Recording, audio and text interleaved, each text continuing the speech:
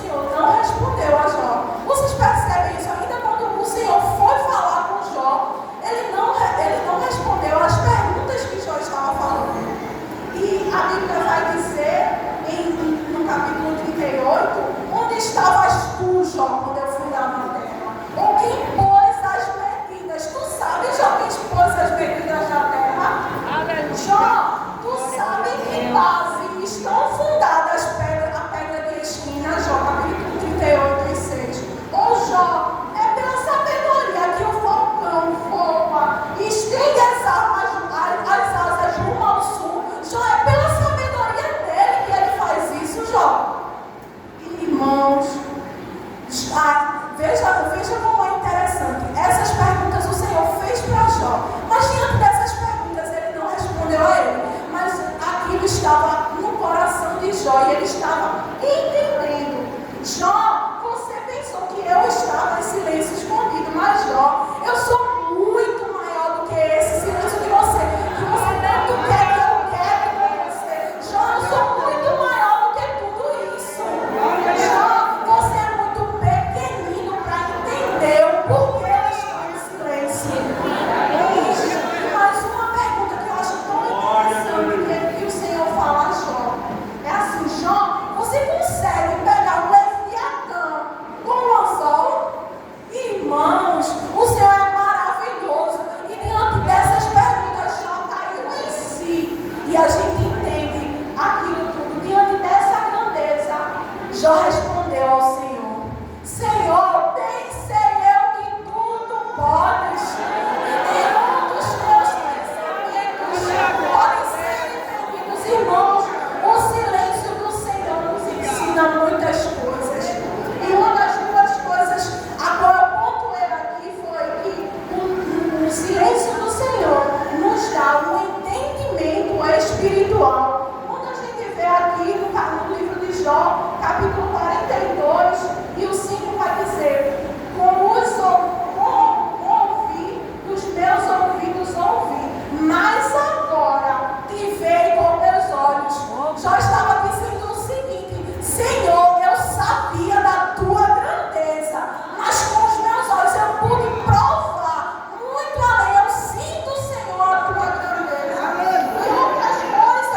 E outra coisa que acontece quando há o silêncio do Senhor em nossas vidas é que as coisas acontecem para que a gente, quando receba alguma coisa do Senhor, a gente glorifique o nome dele. Não somente para dizer que foi eu, foi nesse momento, olha, o Senhor me respondeu. Não, aconteceu porque tinha que acontecer. O Senhor me respondeu agora eu fui entendimento. Irmãos, quando Jó fala: bem sei eu que tudo podes e nenhum dos teus pensamentos podem ser impedidos, o cativeiro de Jó não havia virado ainda. Ou seja, glorifique, irmãos, em meio às tribulações. Olha, irmãos, eu estou falando isso, mas está doendo primeiramente em mim. Antes de falar com vocês, irmãos, é difícil, é conflituoso em nossa cabeça quando a gente ajoelha e não ouve uma voz do Senhor. Mas saiba, irmãos, que o Senhor, Ele cuida de vocês nos mínimos detalhes. Ele sabe da história que você tem contado para Ele. Ele sabe onde está doendo em você. Continue perseverando em oração, irmãos, que no tempo determinado pelo Senhor, Ele responderá às tuas petições. Amém? Eu agradeço.